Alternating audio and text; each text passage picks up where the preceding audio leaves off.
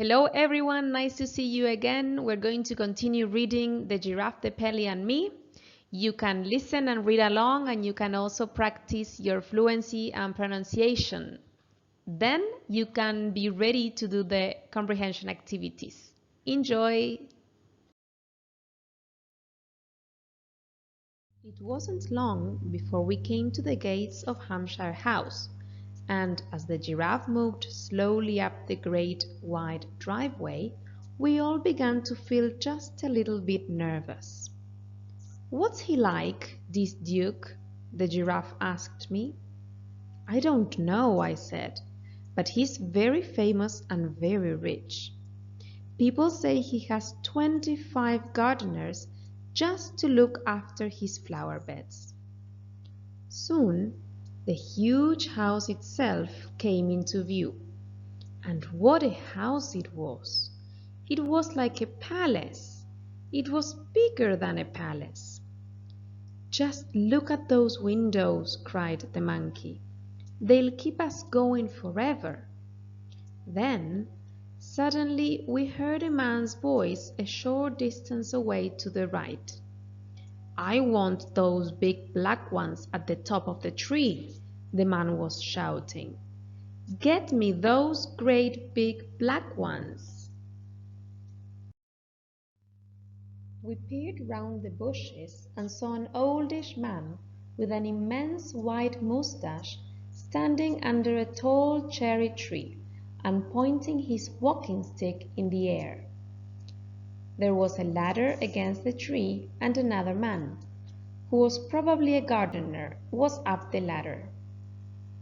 "Get me those great big black juicy ones right at the very top," the old man was shouting. "I can't reach them, your grace," the gardener called back.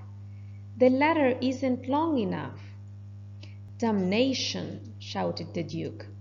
"I was so looking forward to eating those big ones." "Here we go," the pelican whispered to me, and with a swish and a swoop he carried me up to the very top of the cherry tree, and there he perched. "Pick them, Billy," he whispered. "Pick them quickly and put them in my beak." The gardener got such a shock he fell off the ladder. Down below us the Duke was shouting, "My gun! Get me my gun! Some damnable monster of a bird is stealing my best cherries. Be off with you, sir! Go away!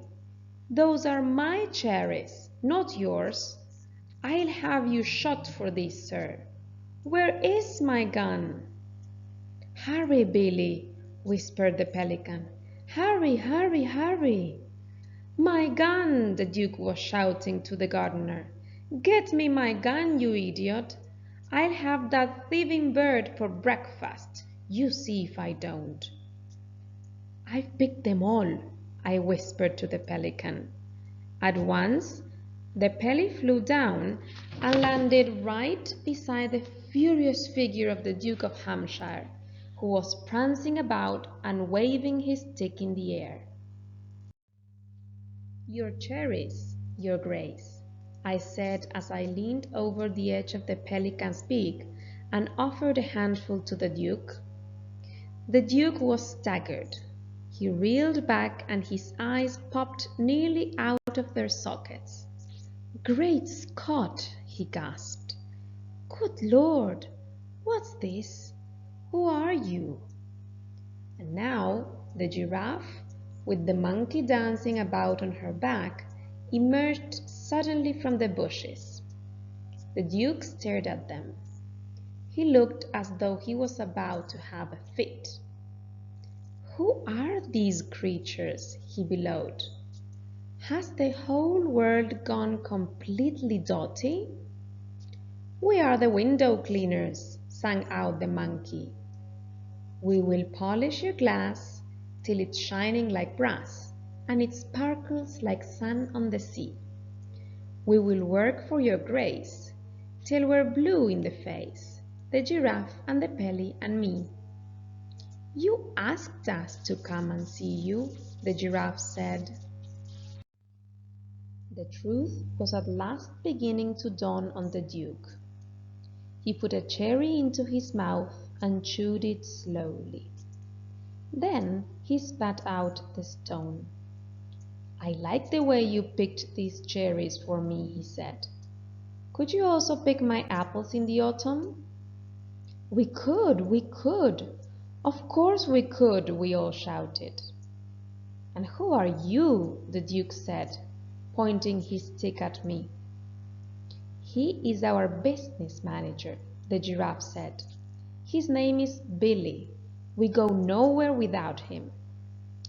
Very well, the Duke muttered. Come along with me and let's see if you're any good at cleaning windows. Okay, that is it for today. What do you think of this part of the story? What do you think will happen next? Now you're ready to go to Google Classroom and continue with your classwork, or you can listen again as many times as you wish. See you soon, everybody.